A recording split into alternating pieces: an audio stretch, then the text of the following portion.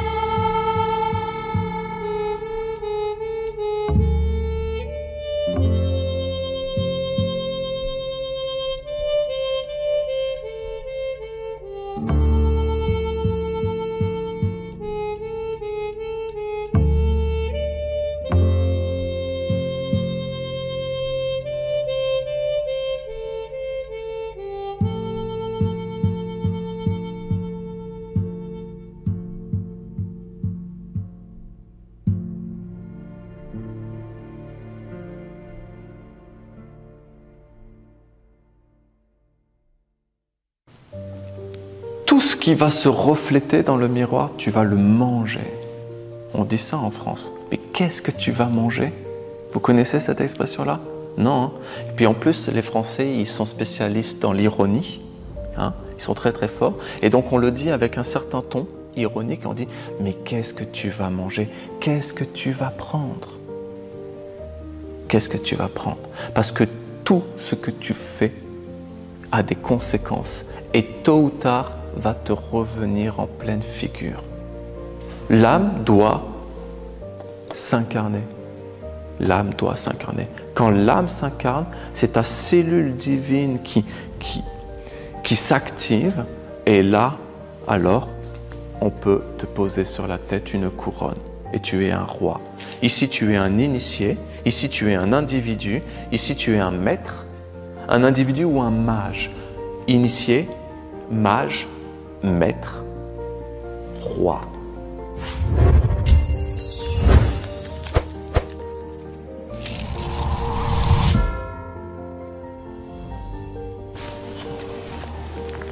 Avant de vous partager ce que j'aimerais vraiment partager avec vous, il va falloir qu'on revoie un peu les bases de ce qu'on a enseigné durant plusieurs semaines. Avant de commencer, j'ai bien conscience que ce que je vais vous transmettre, que ce que je vais vous enseigner a des implications énormes sur nos vies. Et que parler, c'est une chose, et c'est un bon début. Et qu'après, il faut se mettre en action, il faut appliquer, il faut pratiquer, il faut réaliser. Il y a beaucoup de choses après. Et j'ai bien conscience qu'il est toujours plus facile de parler que d'agir. Mais vous devez être certain, certaine, que ce que je vous dis, je me le dis aussi à moi. Ça, c'est important que vous le sachiez. Souvent, je vous ai dit que l'homme global, un homme, un véritable être humain, un homme, une femme, il est à la fois physique, matériel, mais il est aussi subtil et spirituel.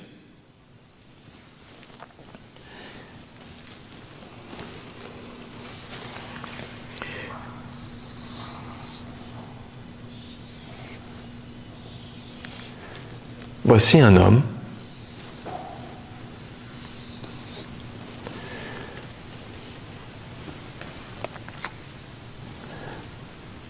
je le représente à travers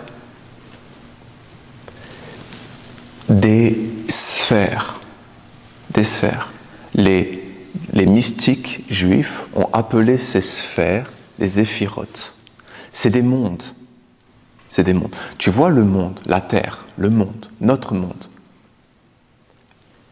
Il est complexe, il est riche, il est organisé. Tu ne peux pas réellement le saisir comme cela dans ta main, et pourtant, il est tangible, accessible, mais en même temps, il est insaisissable. Tu vois un monde, tu vois ce que représente un monde. Mais des mondes, il y en a plusieurs. Et tous ces mondes, ils sont en lien et en affinité avec des organes dans le corps de l'être humain. Mais même un organe, c'est un monde. De par son organisation, sa structure, son élaboration, comment il est constitué et comment il vit cet organe. C'est un monde. Le cœur, c'est tout aussi complexe que la Terre elle-même.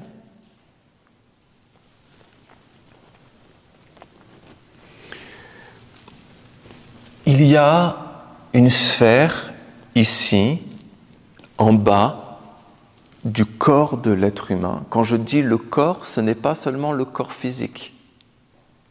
C'est le corps, l'organisation, la structure de ce qu'est un véritable être humain dans une vision essénienne du monde, de la nature, de la biologie, etc. il y a une sphère ici que on peut appeler le trône. Le trône, c'est un trône, c'est une chaise. Tu t'assois sur une chaise. Et la chaise elle-même, elle est posée sur la terre. C'est super stable.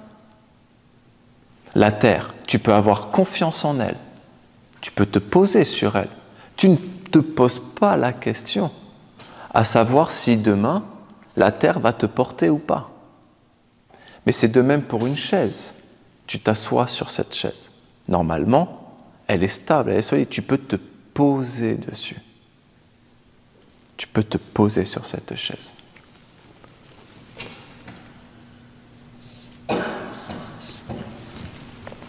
Et il y a une autre sphère qu'on peut appeler la couronne.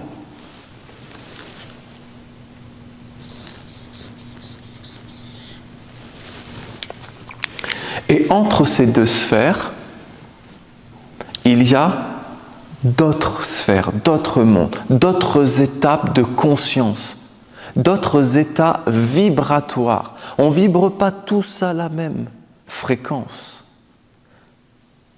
Et des fois, nos deux vibrations sont en affinité, sont au diapason. Et alors là, on parle d'affinité, on parle de lien, d'amitié. On ne se connaît pas, mais pourtant on sent qu'il y a quelque chose qui nous unit, qui nous rassemble. Et des fois, nos vibrations ne sont pas à la même fréquence. Et c'est pareil, des fois tu le sens pas forcément, tu peux pas réellement l'expliquer, mais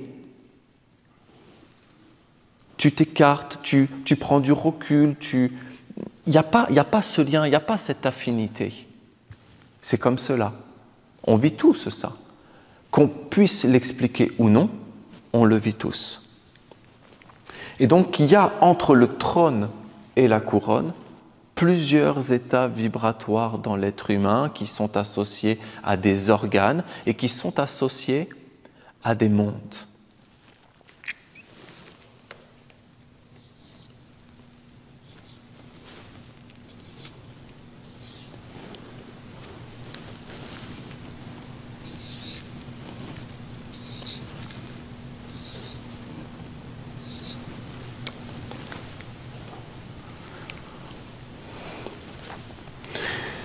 Les mystiques juifs l'ont appelé l'arbre de la vie. C'est l'arbre de la vie.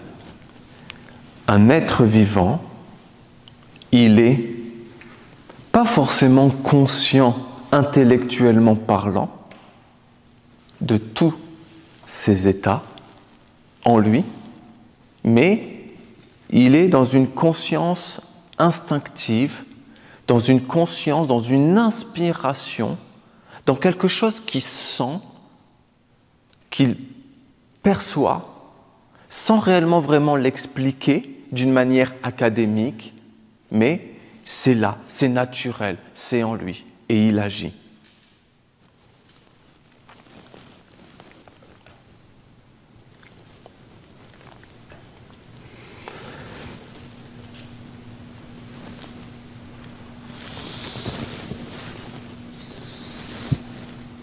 J'aime beaucoup cette représentation de l'être humain.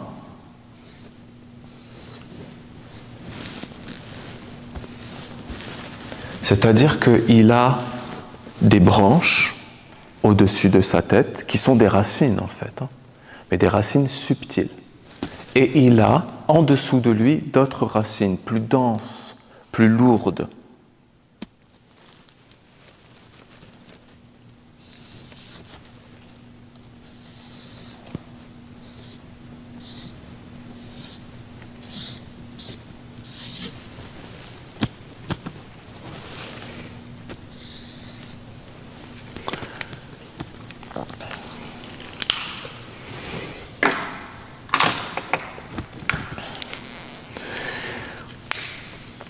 Ici, le trône dont je vous ai parlé, c'est le corps physique de l'homme et de la femme. De même que tu t'assois sur une chaise, ton âme s'assoit sur ton corps physique. De même que tu veux et que tu attends que cette chaise soit stable et te porte, ton âme, mon âme, attend du corps physique qui soit stable et qui puisse la porter. C'est le but du corps physique, c'est une chaise, ni plus, ni moins.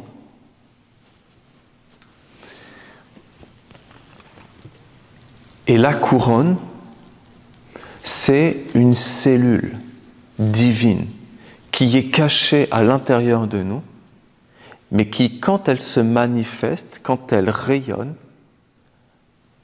c'est comme si tu devenais un roi et une reine. Mais pas un enfant gâté, pas un roi et une reine qui pensent que tout lui est dû et qui tous les êtres et tous les mondes doivent céder à ses caprices. Non, un roi et une reine dans la dignité, dans ce qu'il y a de plus vertueux au monde. La noblesse, la vraie noblesse, la dignité, la prestance, le charisme, le vrai charisme, la vertu, la transparence, la lumière. Cette cellule, elle est cachée ici. Et ici, il y a une sphère qui s'appelle le cœur. Et cette sphère-là, elle équilibre les mondes supérieurs et les mondes inférieurs. Le cœur équilibre.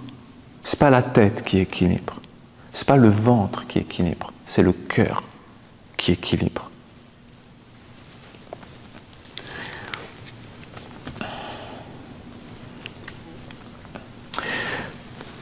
Pour passer du corps physique à notre corps divin, il y a donc des portes, des étapes. Il y en a une ici. Je passe vite parce que c'est déjà des enseignements que j'ai transmis dans d'autres conférences.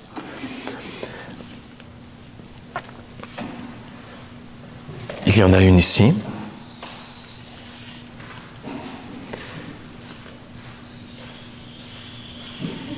Ici. La première porte, c'est le voile, c'est comme un voile. C'est-à-dire que tu vois, tu le passes comme ça. C'est pas vraiment fermé, mais en même temps, tu peux pas rentrer. Il faut que tu passes un voile. Et ce voile, on peut l'appeler le voile de l'initiation. Quand tu es ici et que tu passes ce voile, tu deviens un initié.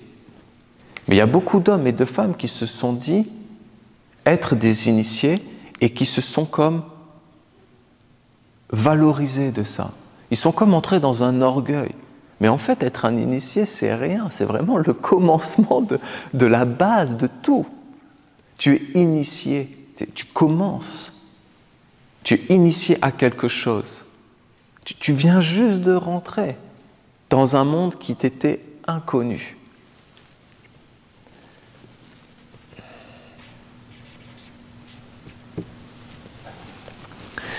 Tu passes ici ensuite,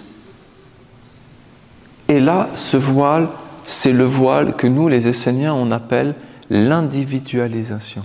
Tu t'individualises.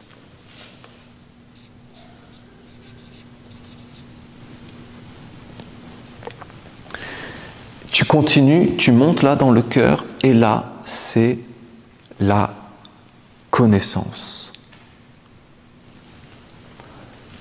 Le savoir, la connaissance.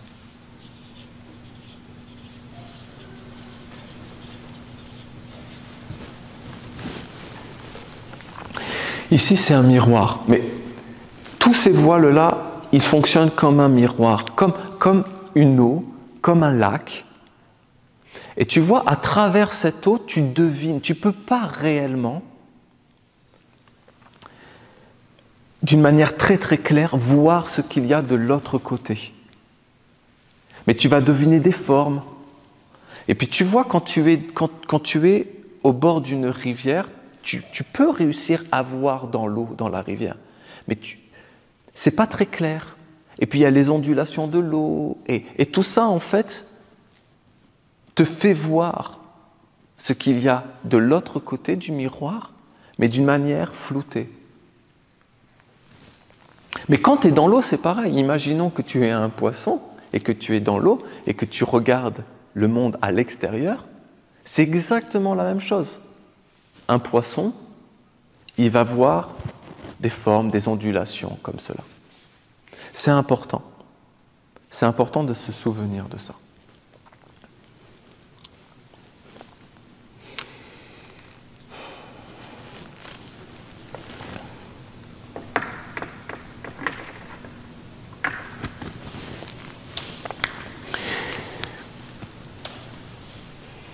Ici, c'est le monde physique, en bas.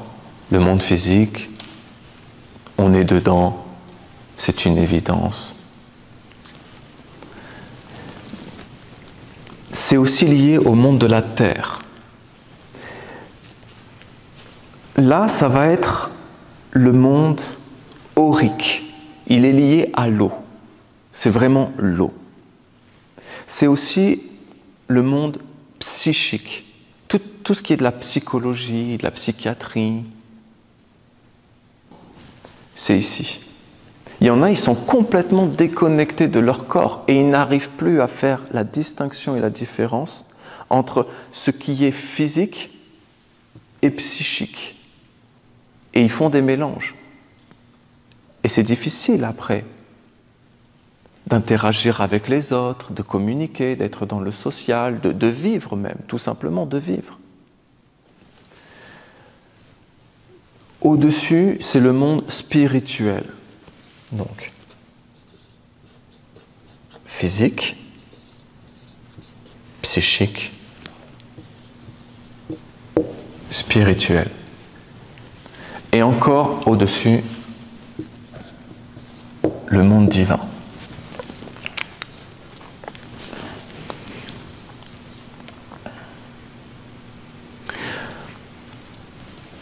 Pourquoi je vous dis tout ça?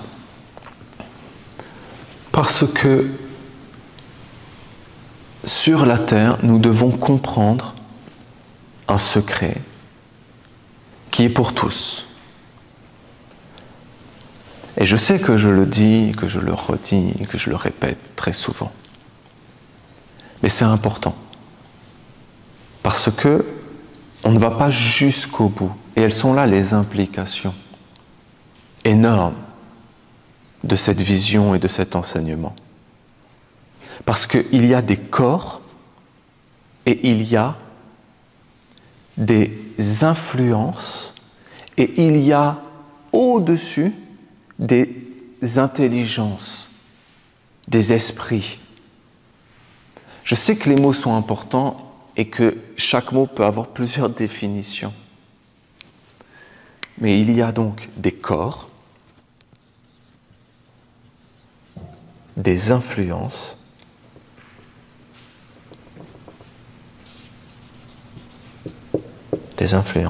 et il y a au-dessus des esprits.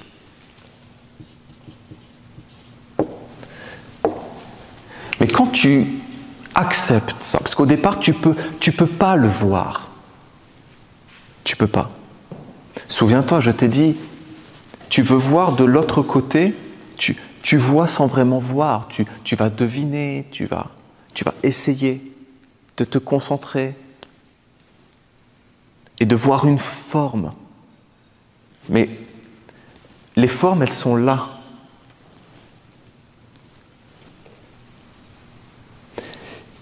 Ici, ce que tu vois, ce n'est pas une forme, tu vas voir un mouvement, tu vas voir une intention, tu vas voir une direction.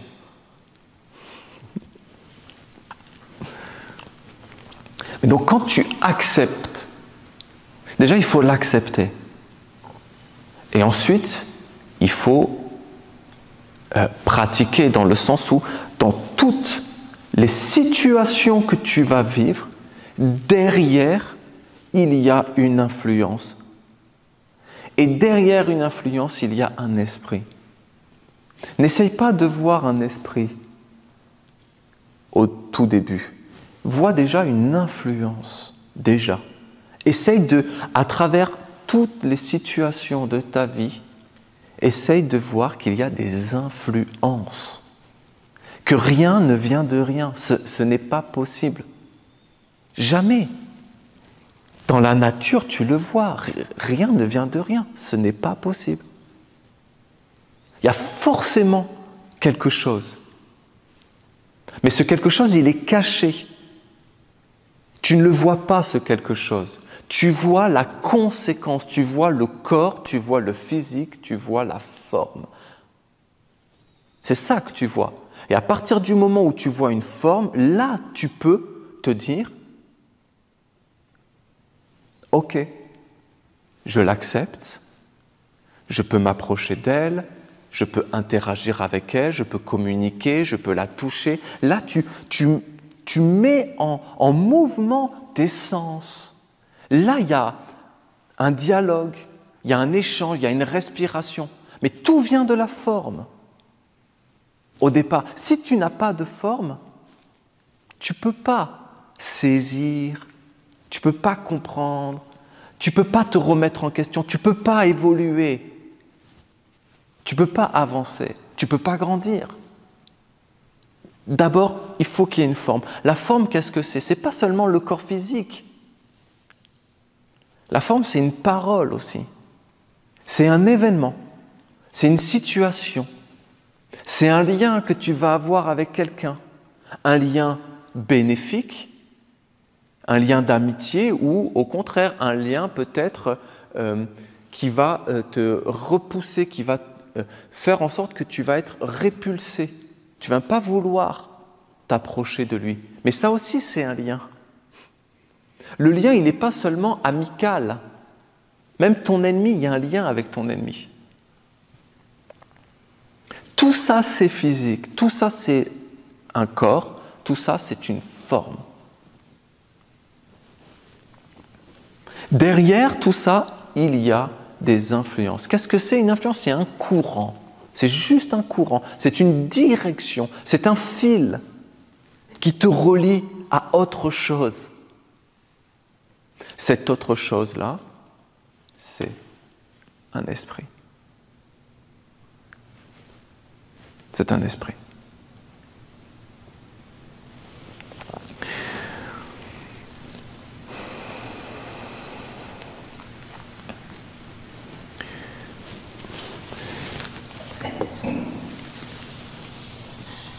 Donc vous connaissez ça. Ici, c'est l'œuvre.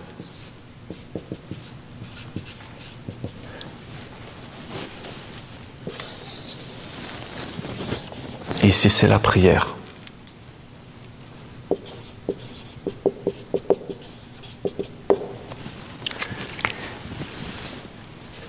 Ici, c'est un courant de condensation, d'agglomération. Et là, c'est un courant de sublimation, de spiritualisation.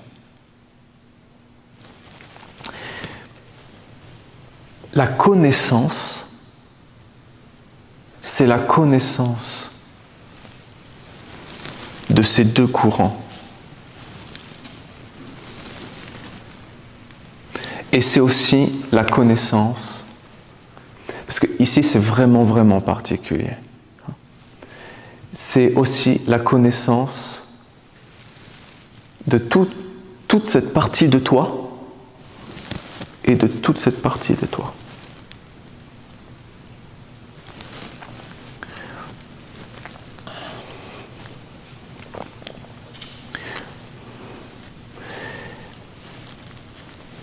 Le corps, la forme, le physique, c'est le fruit de l'esprit. Je ne rentre pas forcément dans les détails, je sais, je ne donne pas forcément suffisamment peut-être d'explications concrètes. C'est ma façon de vous transmettre un enseignement. C'est comme un peu de la poésie, c'est des images qui sont, c'est vrai, spirituelles un peu. D'accord ? Mais le fruit, tu sais ce que c'est le fruit. le fruit d'un arbre. Le corps, c'est le fruit de l'esprit. Le corps, c'est le fruit de ce qui est divin en toi.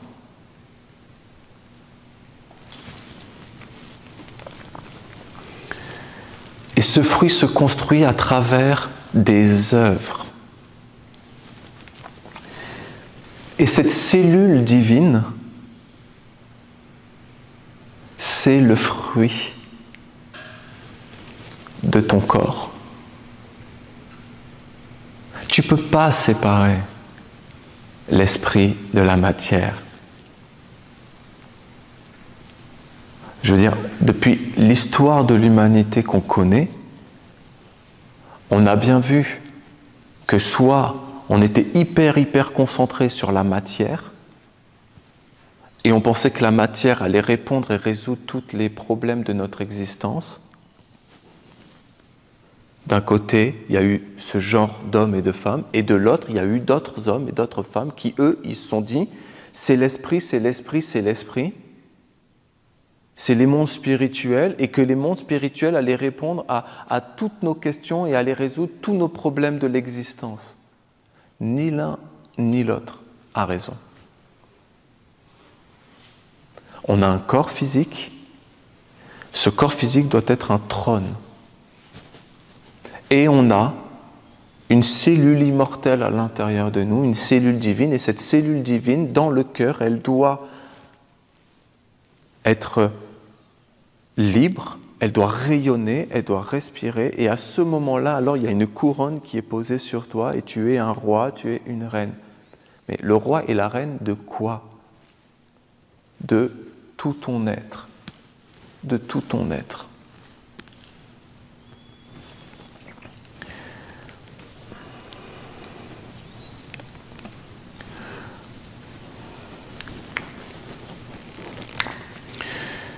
Bon, je ne vais pas dessiner le reste. Ok. Mais ça, c'est super important de voir cette respiration entre la matière et le spirituel.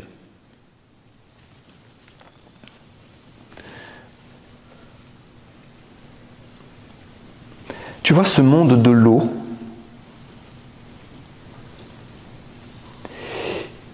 il est particulier, c'est un monde des rêves.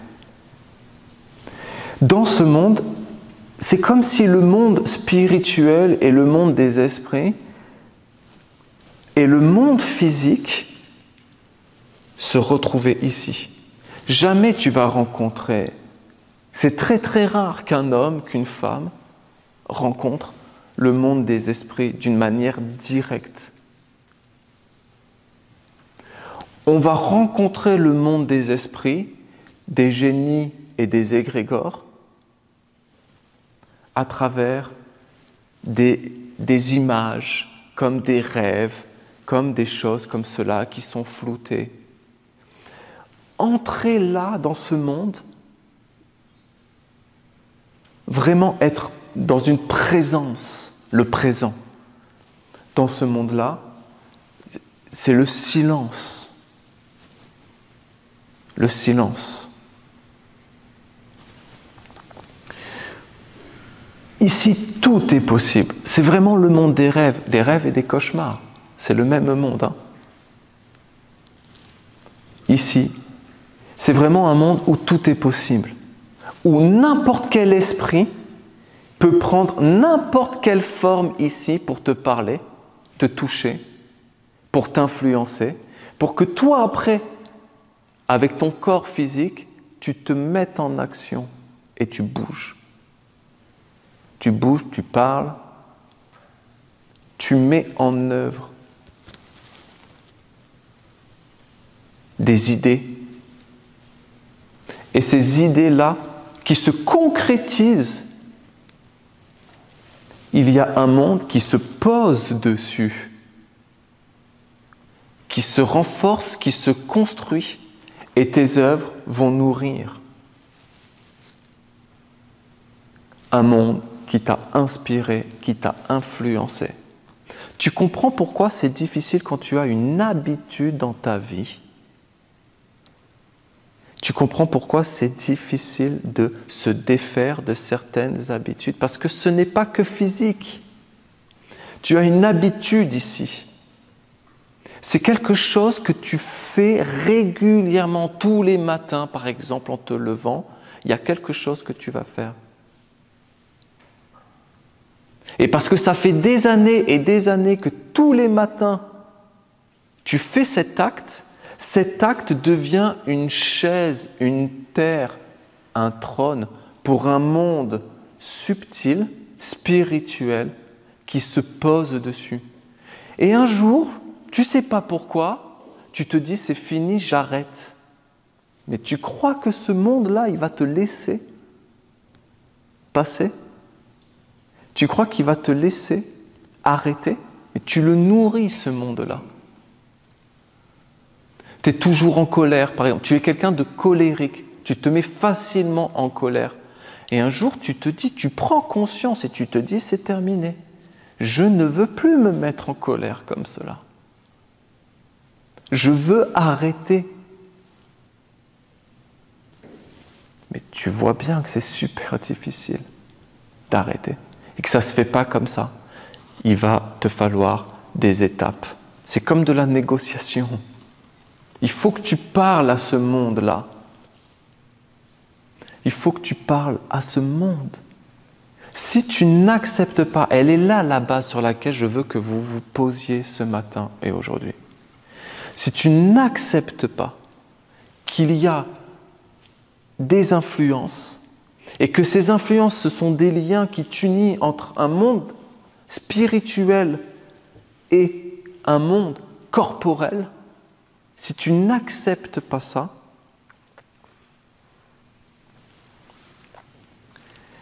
tu ne pourras pas entrer dans une connaissance plus grande de toi-même.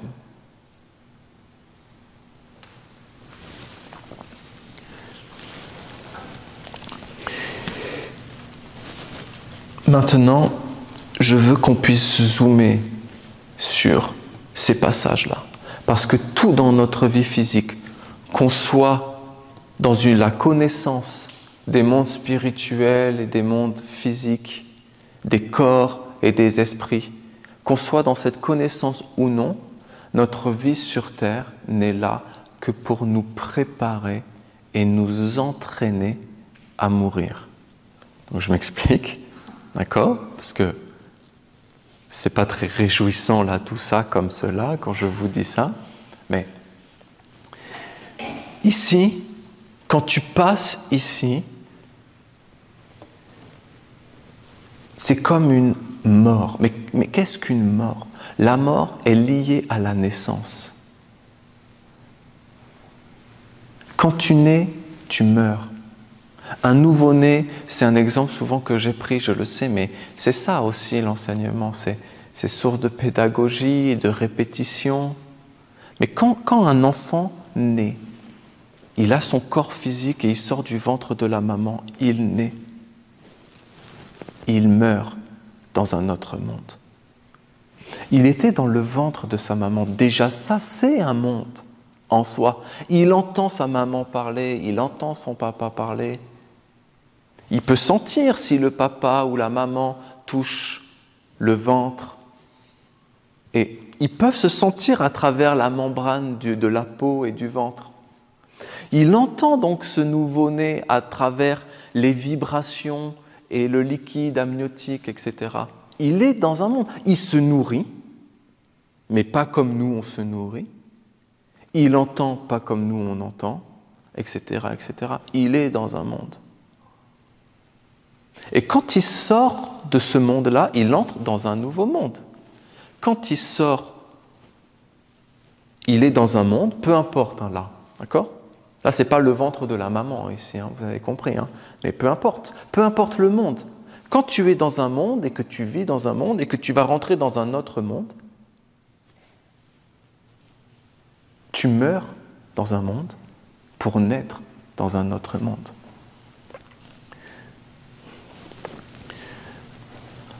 Tu oublies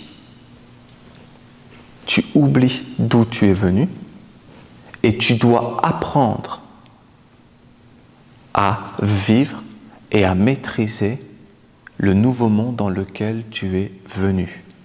Tu oublies l'ancien monde. Tu te souviens, toi, quand tu étais dans le ventre de ta maman? Et avant même que tu prennes un corps ici physique, tu te souviens, ouais, de ton origine, tu te souviens de ton âme, tu te souviens de tout ça. Tu oublies des choses pour pouvoir faire l'expérience de nouvelles choses. Et donc c'est de ça que je veux vous parler, parce que tout, je vous dis, nous prépare à ça. Le soir et le matin, la naissance et la mort du corps physique. Et plus encore, il y a dans ta vie, dans ma vie, il y a des cycles, il y a des passages comme cela où tu meurs et où tu renais en permanence, pas seulement le soir et le matin. C'est lié aux âges de la vie, c'est lié aux expériences que tu vas faire. Des fois, tu es désillusionné, mais c'est une mort. La désillusion, c'est la mort de l'illusion. Tu étais dans l'illusion et tu pensais que cette illusion, elle était véritable, réelle, et que tu pensais même et tu t'es imaginé inconsciemment que tu allais vivre indéfiniment comme cela. Mais tu as été désillusionné. C'est une mort. Et la désillusion t'amène à un inconnu. Et ça, c'est une naissance. Donc il y a des cycles. Toute notre existence sur la Terre nous prépare à une seule chose.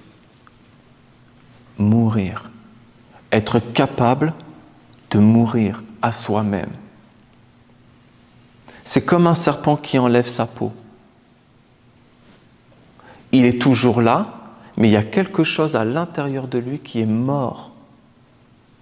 Et il doit accepter. Sinon, il reste avec sa vieille peau et il n'y a plus d'évolution. Mais l'homme doit évoluer. L'homme n'est pas fini. L'homme est en devenir.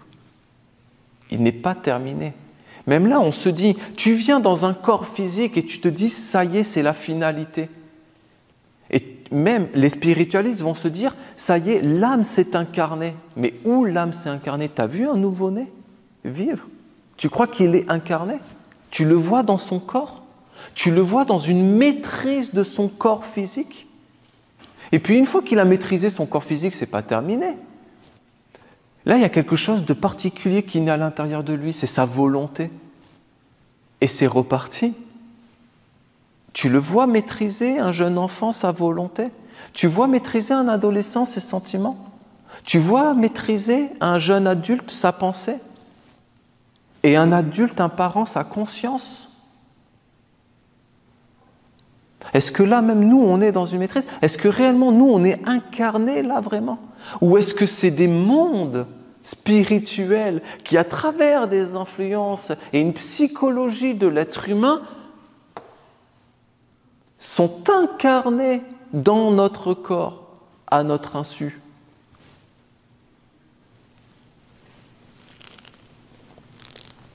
Donc non, on n'est pas du tout incarné. Et le but de la vie sur la Terre, c'est que nous nous incarnions.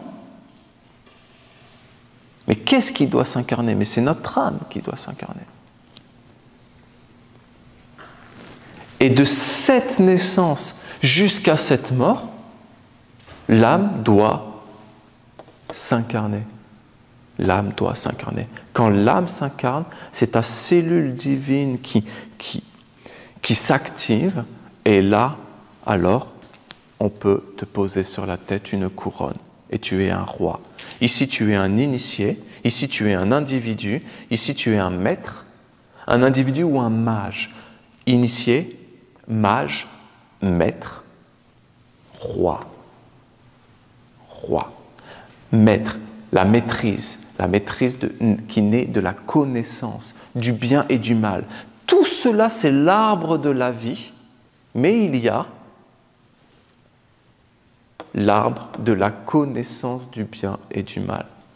Et quand tu es dans la connaissance du bien et du mal, C'est-à-dire que tu prends en compte ton corps physique, parce que tu n'as pas le choix, sur la Terre, tu as un corps physique, et que tu prends en même temps, ni plus ni moins, en compte ton âme,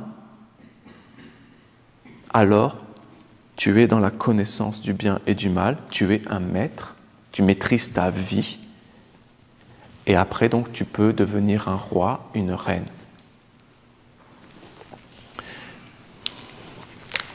Donc si on zoome, si on prend un microscope et qu'on zoome ici,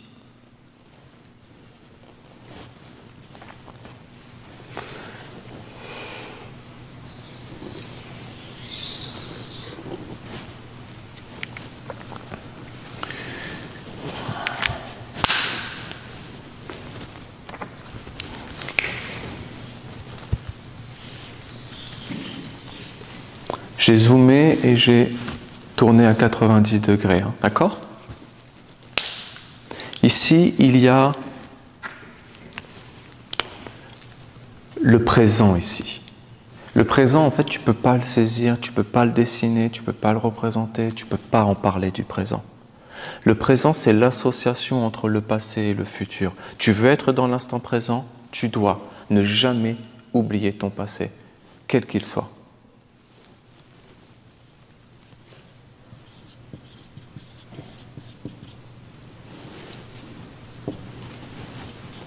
Et en même temps, tu dois toujours te projeter et être plus grand que toi, être au-delà de toi. Ne pas te contenter de ce que tu es présentement et de ce que tu as été dans le passé. Tu dois toujours aller plus loin. Tu vois l'ambition, l'entrepreneuriat, la détermination d'aller toujours vers l'inconnu.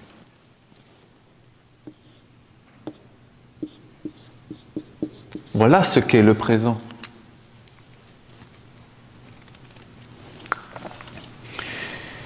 Quand tu passes, que tu te présentes ici, devant ce voile, devant cette porte, que nous les Esséniens on appelle un jubilé, tu passes avec quoi?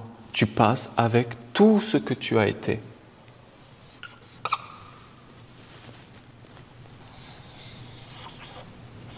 Mais vraiment tout. Le bon, le pire, le moyen, tout. Avec tout ce que tu as dit, tout ce que tu n'as pas dit, tout ce que tu as fait, que tu n'aurais pas dû faire, et tout ce que tu n'as pas fait, que tu aurais dû faire. Vraiment tout. Rien ne peut être caché. Parce que tout cela, même si c'est que psychologique ou spirituel, même si tu ne l'as pas manifesté à travers ta vie physique, à travers des paroles, à travers des actes, même si tu ne l'as pas manifesté, c'est inscrit. Et quand tu arrives ici, tu arrives avec tout ça. Tout ça. Ici, c'est le miroir.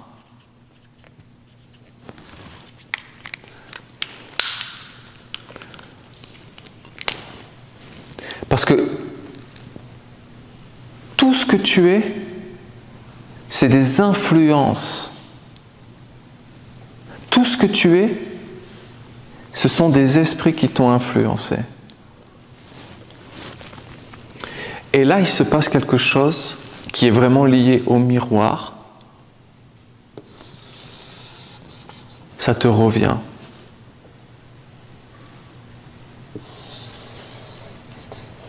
Et là, tu te vois. Tu te vois. Le passé, c'est ce qui est connu. C'est tout ce que tu connais. Parce que tu l'as vécu. Et le futur, c'est l'inconnu. L'inconnu. Quand le passé te revient, quand tout ce que tu es va comme se concentrer, se condenser à un moment particulier de ta vie, qu'on peut appeler donc un jubilé. C'est une condensation de tout ce que tu as vécu pendant un certain nombre d'années. Il y en a c'est 7 ans, il y en a c'est 9 ans, peu importe. oublions tout ça.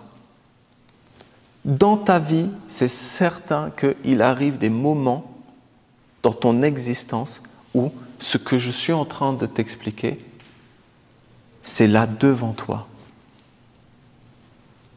Et c'est une condensation de plusieurs années de ton existence qui sont là et qui vont comme se voir dans un miroir. Parce que toi, tu te vois dans le miroir, mais les esprits qui t'influencent vont eux aussi se voir à travers ce miroir.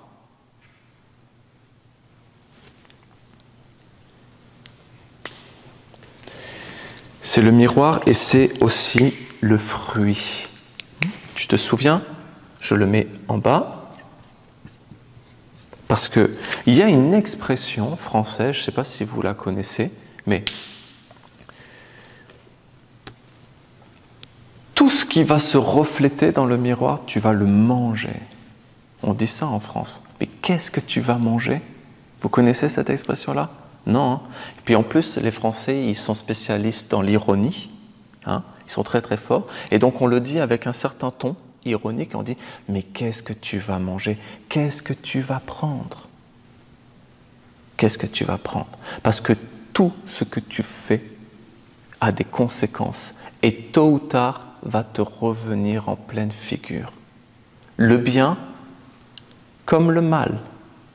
Comme le mal. Qu'est-ce que tu vas manger? Mais tu n'as pas le choix de le manger. Tu n'as pas le choix de manger ce que tu as planté en terre. Tu n'as pas le choix. Aujourd'hui, on nous fait croire que non. Mais je te le dis, ce que tu mets en terre, tu vas devoir le faire pousser. Tout ça, là, pendant plusieurs années. Et une fois que ça a poussé, tu vas le manger, mon ami. Tu vas le manger. Peut-être qu'il va être sucré, peut-être qu'il va être amer, mais tu vas le manger. Et il y a quelque chose qui passe.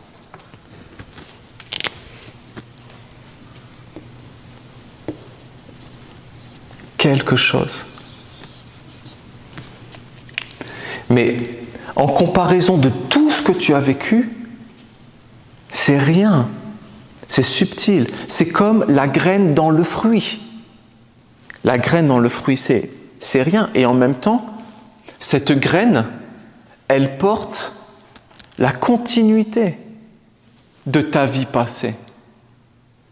Parce que ce que tu manges tout, hein, tu manges même la graine. Hein. Et après, il y a toute une organisation qui fait qu'il y a une séparation, une digestion, un discernement. Et la graine, elle est intacte. On n'y touche pas à cette graine-là. Et c'est tout le compost de ta vie qui va nourrir cette graine. Et cette graine, donc, elle va pousser à travers tout le compost de ta vie. Tu la vois, l'agriculture? L'agriculture spirituelle de l'être humain?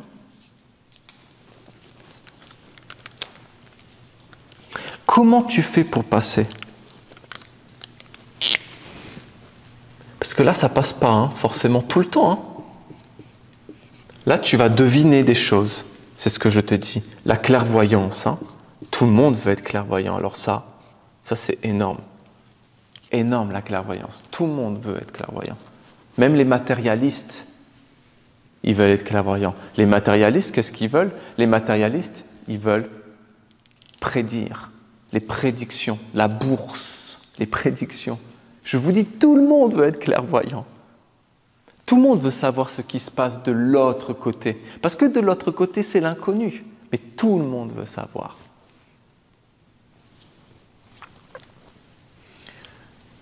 Il y a des hommes, des fois, des hommes, des femmes, des êtres humains, qui ont ces organes, qui ont des organes. Soit c'est un individu, soit c'est un conseil, soit c'est un cercle. Dans l'histoire de l'humanité, il y en a toujours eu. Des oracles. C'est des oracles. Tu veux voir, tu veux être clairvoyant dans ces mondes-là. Donc des fois, c'est des hommes, des femmes. Des fois, c'est un livre. Des fois, c'est un livre. Tu ouvres un livre, au hasard, Et ça te donne une clairvoyance de ce qui peut arriver du futur. Des fois, c'est des plantes. Des fois, c'est des plantes. Regardez dans l'histoire de l'humanité, toutes les cultures et les civilisations ont toujours essayé d'avoir un contact physique avec des mondes psychiques ou spirituels pour pouvoir passer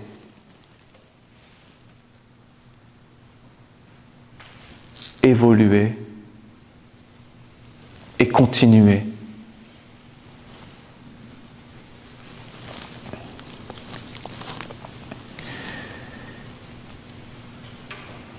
Mais moi, je vais vous donner donc une méthode pour passer, sans forcément être clairvoyant dans des mondes subtils. Parce que c'est quelque chose normalement qui doit être acquis d'une manière naturelle. C'est des organes à l'intérieur de toi. Tu peux sentir, tu peux prédire des choses, mais il ne faut jamais que tu te dises que ce que tu as vu, senti, c'est la finalité. Jamais. Elle est là, la clé, là, que je veux vous donner pour passer. Ne pense jamais que ce que tu as accompli, c'est la finalité. Laisse-toi toujours une porte entrouverte vers l'inconnu. Ne te dis jamais que ce que tu as ressenti, c'est la finalité. Si grand, si beau, si sublime soit le sentiment que tu as à l'intérieur de toi et qui te touche, dis-toi qu'il peut toujours y avoir plus grand encore. Non pas dans quelque chose qui va en fait te rendre tout banal. Non, cultive à l'intérieur de toi l'émerveillement. C'est l'émerveillement qui passe là. Et pareil, ce que tu as compris, ne te dis jamais que c'est la finalité. Que c'est la finalité. Alors tu passeras. Tu passeras. Tu dois accepter que de l'autre côté, c'est l'inconnu. Tu dois accepter que de l'autre côté, c'est quelque chose que tu ne connais pas et que tu ne pourras jamais connaître si tu restes dans ton monde. Pour le connaître, il faut que tu rentres. Oui, tu vas perdre tellement de choses. Tellement de choses. Tu vas perdre. Oui, tu vas devoir tout reprendre. Repartir de zéro. Oui, oui. Mais ce que tu perds, c'est ce qui ne t'appartient pas. Ce que tu perds, c'est toutes tes illusions, tous tes concepts, toutes tes croyances. C'est ça que tu perds. Mais c'est terrible parce que quand tu les perds, tu crois que tu meurs, toi. Mais ce sont ces croyances en toi qui meurent, ce sont ces influences en toi qui meurent. C'est pas toi qui meurs, c'est pas moi qui meurs. Je suis même pas né encore. Comment je peux mourir véritablement alors que je ne suis même pas encore né?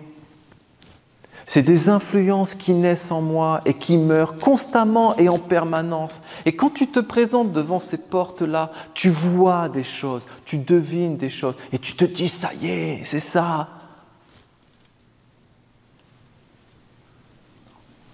Non, tu sais pas. C'est mieux. C'est mieux de se dire, je rentre dans l'inconnu plutôt que je rentre dans le connu. L'inconnu deviendra connu avec le temps. Quand tu nais ici, que ton corps physique, que tu es un nouveau-né et que tu arrives ici, c'est l'inconnu. Il te faut plusieurs années pour maîtriser ton corps. Et il y en a beaucoup des êtres humains qui se disent « ça y est, c'est terminé ». Ça y est, c'est terminé. Non. il y a quelque chose que tu dois laisser mourir. Et tu dois rentrer dans l'inconnu. Et là, tu as encore donc plusieurs années pour te construire. Jusqu'au moment où tu arrives au bout de toi-même.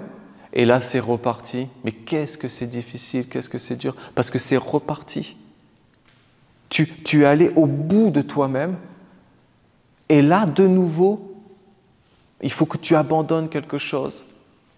Et que de nouveau, tu repartes de zéro. Quasiment de zéro. Et tu vois comment l'inconnu devient petit à petit inconnu. Et comment l'inconnu devient petit à petit la chaise sur laquelle tu t'assois, sur laquelle tu te poses. Mais quand l'inconnu devient connu, alors cherche un nouvel inconnu qui va t'élever encore plus haut.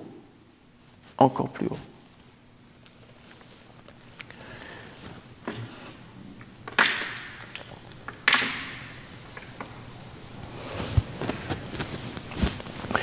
Pour finir, j'aimerais vous lire un texte.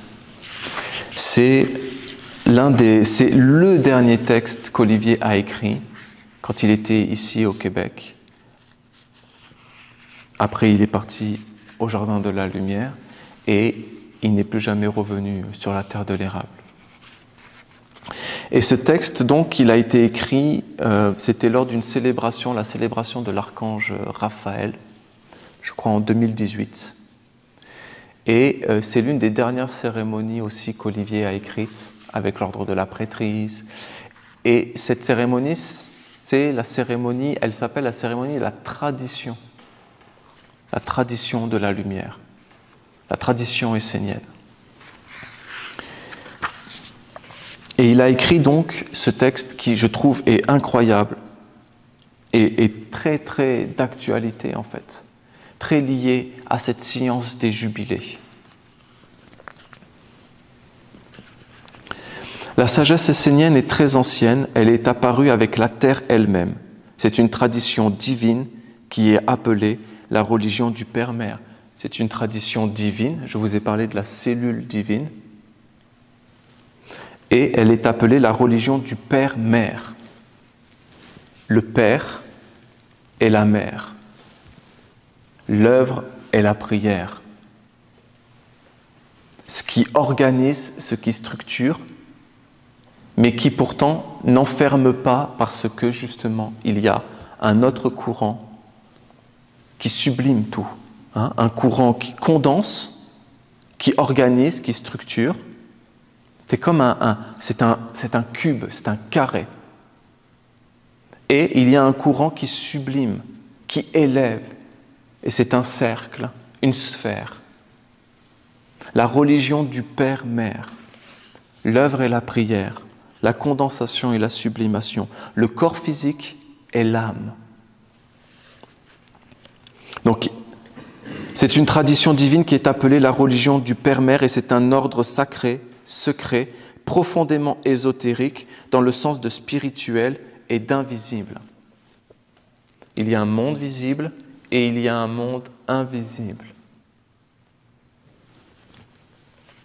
C'est caché et secret, parce que pour atteindre ces mondes, il faut passer des voiles, il faut mourir et renaître plusieurs fois durant notre existence.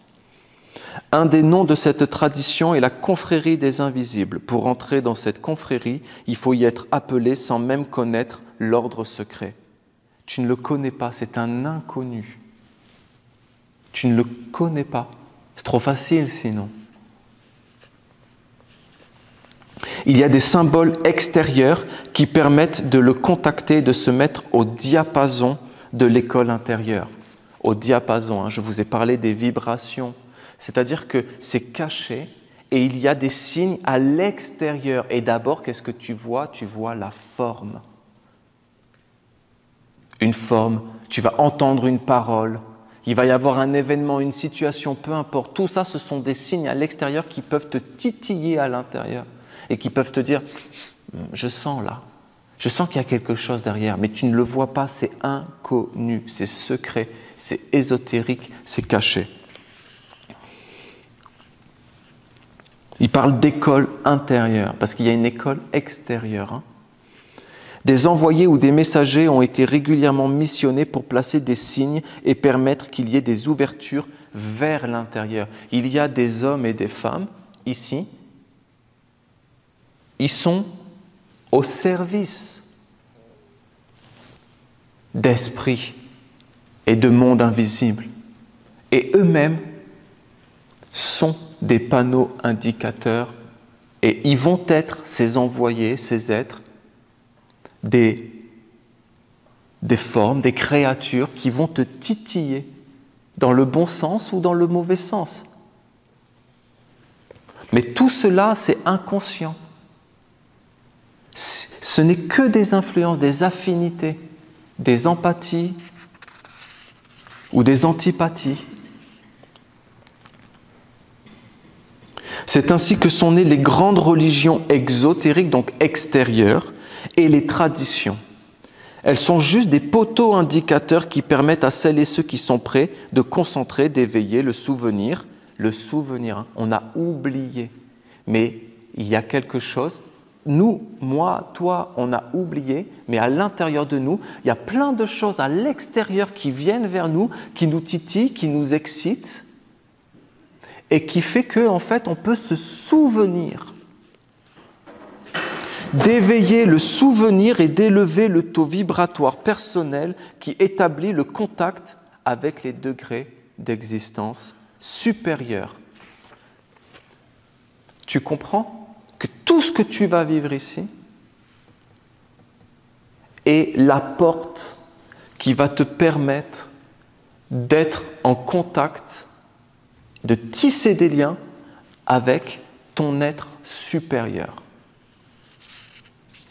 Moi, là, aujourd'hui, je suis seulement un poteau indicateur.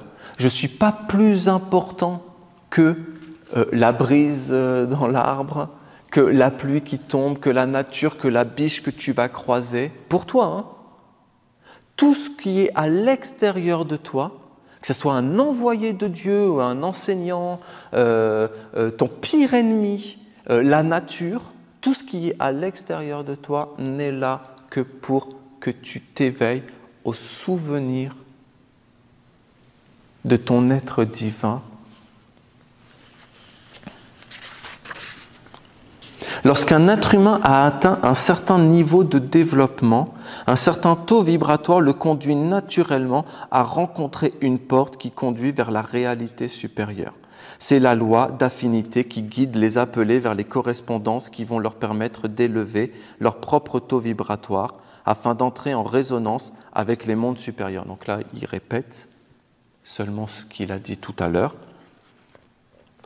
La tradition étant cachée et invisible, le contact se fait toujours par des êtres spirituels qui s'approchent des individus et qui ont éveillé dans leur aura, ici. La tradition étant cachée et invisible, le contact se fait toujours par des êtres spirituels qui s'approchent des individus, qui ont éveillé dans leur aura, dans leur champ de vie respiratoire, une aspiration sincère à entrer dans la grande école de Dieu pour servir avec pureté et impersonnalité. Ces hommes et ces femmes qui entrent dans cette école, ils ne peuvent pas l'expliquer, c'est naturel. Il n'y a pas d'intellectualisation. Nous ne sommes même pas conscients forcément de ces mondes-là. Mais là, dans ces mondes psychologiques, auriques et spirituels pour certains plus hauts, il y a des choses qui se passent qui fait que naturellement, sans qu'on puisse déceler la cause de la conséquence de tout ce qu'on vit, naturellement nous allons être conduits comme du bétail qui est conduit par son berger devant des portes.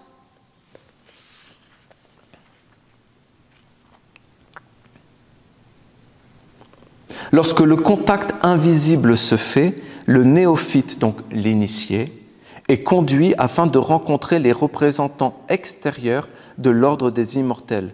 Là, il rencontre l'école extérieure.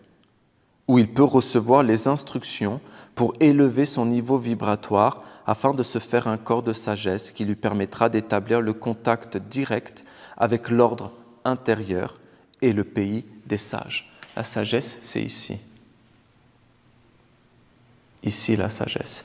Et quand là, ça y est, il y a le contact qui est fait, ici, tu vas passer une première porte, et c'est l'école extérieure, et tu vas devenir un initié.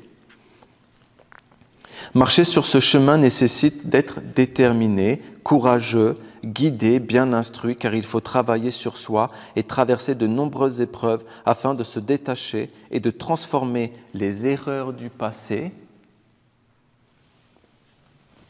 les dettes et les karmas négatifs accumulés par l'humanité, la nation, la lignée familiale et individuelle. Comment tu fais pour nettoyer ton karma? Tu dois accepter que ce que tu as accompli n'est pas la finalité, que ce que tu ressens n'est pas la finalité, que ce que tu as compris n'est pas la finalité. Alors il est possible pour toi que tout ça, ça te glisse un peu dessus, que tu ne t'accroches pas, et quand tout ça va mourir, toi tu vas pouvoir continuer à vivre. Parce que si tu t'accroches à tout ça, et que tu crois que c'est toi, et que tu crois que tu es incarné, et que tu crois que tu te connais, quand tout ça va mourir, tu vas mourir avec. Et tu vas vraiment mourir.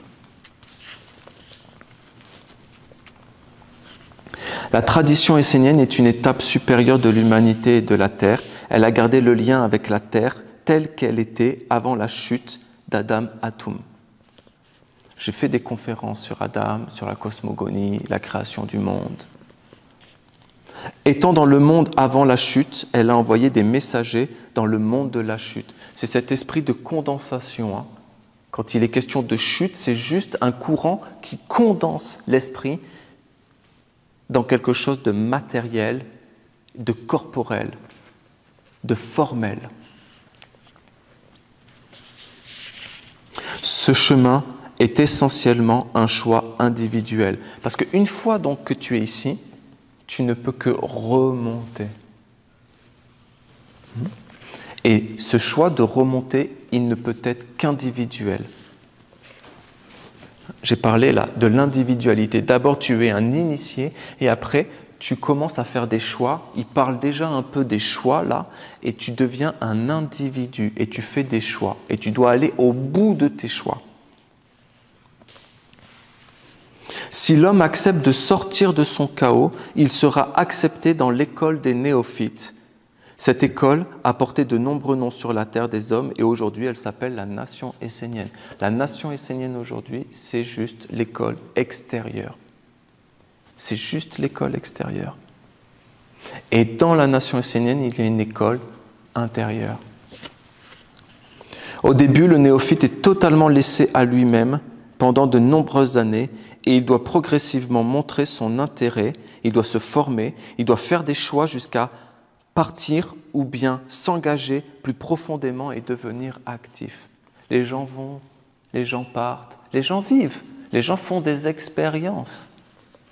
C'est très très bénéfique tout ça. Mais à un moment donné, il devra faire des choix et renoncer totalement et par lui-même aux influences des contre-vertus. Mais même oublions la contre-vertu. Ok ? C'est facile. Tout le monde veut se débarrasser des influences des contre-vertus. Et tout le monde veut garder des liens avec les vertus.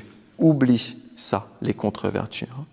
À un moment donné, il devra faire des choix et renoncer totalement et par lui-même à certaines influences dans sa vie. C'est quoi ton futur ? Où tu veux aller ? Il n'y a pas de problème, il n'y a pas de mauvais choix, il n'y a pas de mauvaise décision, juste où tu veux aller. Parce que quand tu sais où tu veux aller, après tu fais des choix. Et tu tisses des liens avec certaines influences qui, tu sais, vont t'emmener là où tu veux aller.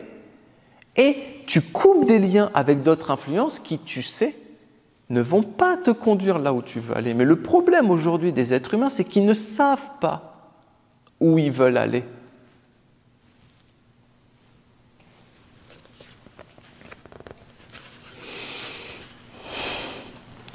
Donc à un moment donné, il devra faire des choix et renoncer totalement et par lui-même aux influences des contre-vertus, parce que là, il est question de la nation essénienne, et il est question de notre tradition. C'est une étape très importante pour acquérir le corps d'immortelle sagesse qui permet d'entrer et de prendre sa place. Si l'étudiant réussit à s'éveiller et à se transformer sans lâcher la corde, il est accepté et il entre dans un autre niveau de travail.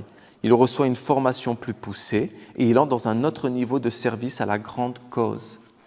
Là, c'est vraiment donc, ce travail d'individualisation qui atteint son sommet au niveau des 6 lunes. Les 6 lunes, donc, c'est une grande initiation de la tradition essénienne. Quand tu as commencé à faire des choix, tu t'engages un peu plus et là, tu rentres donc dans un chemin de formation plus poussée. Ces formations, elles vont jusqu'aux 6 lunes. Et là, il explique, tu deviens de plus en plus responsable de tes choix. De plus, aucun membre ne peut se reposer sur l'autorité des mondes supérieurs pour accomplir son devoir. Parce qu'il dit, plus il entre dans des sphères supérieures, plus le travail qu'il doit accomplir et les difficultés qu'il doit résoudre sont complexes et ardus. Aucun membre ne peut se reposer sur l'autorité des mondes supérieurs. Dire, vous avez compris, se justifier, c'est fini ça. Car chacun porte l'entière responsabilité de son intelligence et de ses actes.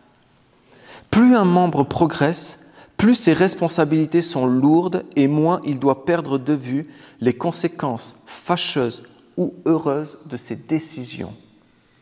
Dans cet ordre, il n'est pas permis de se justifier soi-même ni de faire porter la responsabilité de ses actes sur un autre. Un travail accompli pour la cause, quelle que soit ta cause. Là, la cause, c'est la nation essénienne, mais je te dis, c'est universel, quelle que soit ta cause. Engage-toi, fais des choix, va de plus en plus loin et profondément dans ton engagement. Et tes choix, tu devras vivre avec, quelles que soient les conséquences de ces choix-là. Hein, c'est au-delà de la cause. Un travail accompli pour la cause est avant tout un exercice librement consenti qui doit devenir un organe dans le grand corps du futur, donnant à une multitude l'opportunité de rencontrer le chemin.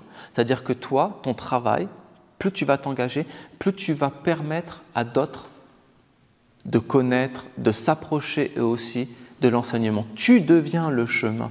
Quand Jésus dit « Je suis le chemin, la résurrection et la vie », mais tu deviens le chemin. Un être comme cela, qui s'engage dans une cause, devient un chemin pour ceux qui vont marcher après lui. Celui qui fuit ses responsabilités, son individualité et qui fait appel aux contre-vertus devient un traître et il perd instantanément tout contact avec le champ de vie de la lumière des sages invisibles. Encore une fois, un traître de la cause pour laquelle tu t'es engagé. C'est ni plus ni moins. Il ne faut pas mettre dans ce mot traître quelque chose, vous voyez, d'incroyable. Si tu t'engages pour porter une cause, si tu as un but, si tu as un futur, un projet, que tu t'engages, que pendant des années et des années, tu t'es organisé pour ce but-là, et que demain, tu l'abandonnes. Tu es un traître à cette cause. Il est alors expulsé dans les sphères extérieures et conduit vers le recyclage.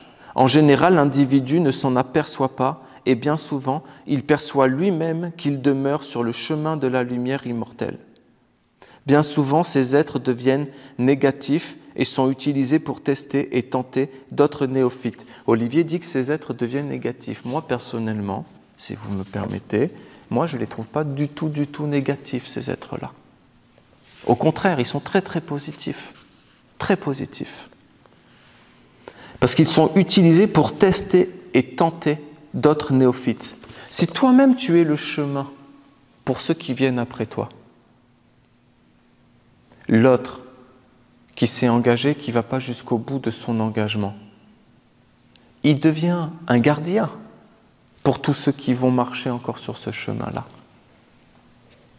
Et pour rencontrer donc la sagesse de ta tradition, pour aller au bout de ton futur, pour aller au bout de ton engagement, mais tu vas devoir traverser ces gardiens-là.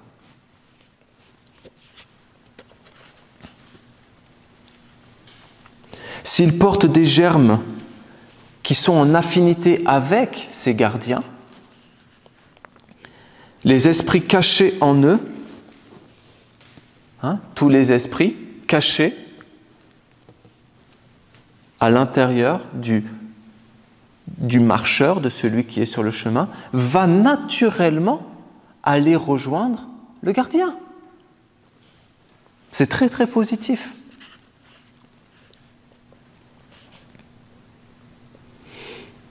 Ils vont être attirés et nourris par les émanations du gardien, moi je vais l'appeler le gardien et pas le traître, et ils vont être attirés par son discours et ils vont donc suivre leur chemin.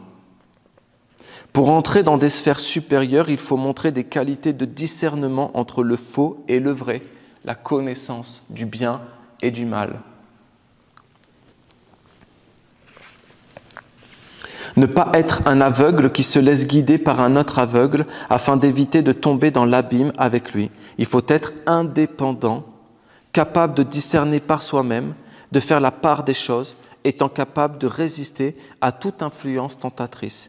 Il ne s'agit pas de faire le bien et d'éviter le mal, par simple esprit d'imitation passive, par une aspiration à recevoir une récompense ou par peur d'éviter un châtiment. Celle-là aussi, elle est incroyable, je trouve, vraiment, parce que l'idée, c'est justement d'être dans une droiture. Ce n'est pas la question de ne pas se tromper. Si tu ne fais pas d'erreur, si tu n'accomplis rien, de peur de faire une erreur, et après de te dire « je n'ai pas fait d'erreur, je pourrais passer », non, tu ne passeras pas. Il vaut mieux quelqu'un qui a fait une erreur et qui comprend son erreur et que cette erreur se transforme en connaissance, en sagesse, que lui-même il pourra transmettre à ceux qui marchent après lui. Il vaut mieux ça que quelqu'un qui n'a jamais rien fait de sa vie et qui dit « moi, je n'ai pas fait d'erreur ». Il vaut mieux ça. Il vaut mieux quelqu'un qui a fait une erreur et qui se reprenne. Tu vois la dignité, la responsabilité, l'esprit même du parent, de l'individu qui fait des choix, qui assume ses choix, et il se construit et il entre dans une sagesse à travers ses réussites et ses épreuves. Non, c'est ce qui est juste et vrai en soi qui doit être le guide et le moteur de la force intérieure. Pourquoi une telle exigence d'honnêteté et de clarté ? Parce que la confrérie des appelés sur la terre doit engendrer par sa discipline le corps du futur messager qui doit faire apparaître l'école et le champ de vie capables de moissonner la terre. Et je vous ai parlé du fruit, et je vous ai parlé de la graine, et de la continuité.